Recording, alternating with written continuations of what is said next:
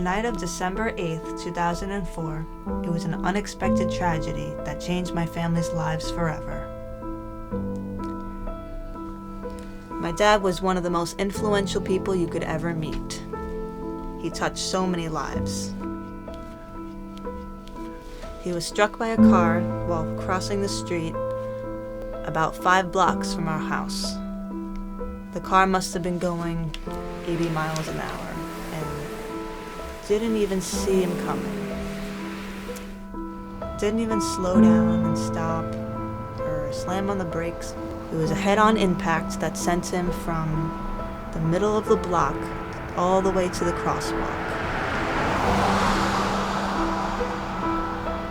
His head even went through the windshield. Miraculously, he survived that night. Unfortunately, he was paralyzed from the neck down. He wasn't even conscious for at least 2 weeks after it happened. I remember the first time he opened his eyes after that 2 weeks. And he looked at me for the first time, and I just cried tears of joy.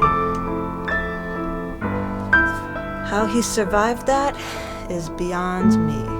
Well, we always did say that he had 9 lives. He escaped the second tower of the World Trade Center. He was inside the building with a client when the plane hit. He looked out the window and saw debris falling, It was sheetrock, and it was smoke. And I looked even more closely, and I looked outside, and I saw flames and pieces of ceilings and walls burning on the street.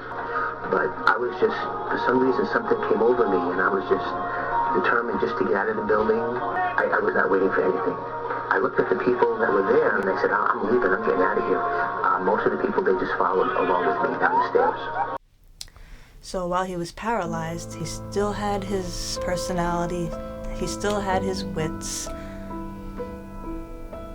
He remained strong, and being the strong person he is, he kept in good spirit, and he still had a smile on his face for his daughters when they came to visit. My youngest sisters, twins, were only 3 years old at the time, but they still have memories of him reading to them and playing ball with them, taking them to the park. 3 years later, after many frustrations and pain and agony, and after one of his many surgeries he had to endure, the Lord took him home.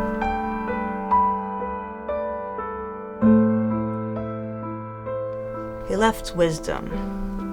He left a legacy. He taught us wrong from right. He taught us how to be a good neighbor. He was so selfless and was always looking out for other people. I'm beyond words. It's like, a feeling of helplessness that comes over you, that, you think that everything is secure, you're taking care of your family and everything is safe, and then a cowardly act has been perpetuated on your family and on your career and on your job, and it's definitely a feeling of a violation.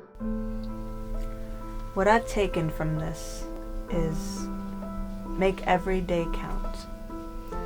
You never know when your life and the lives of many others can change in an instant.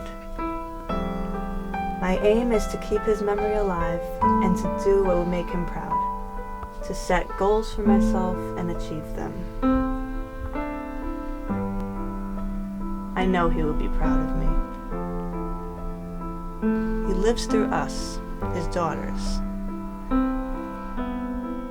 He lives through me.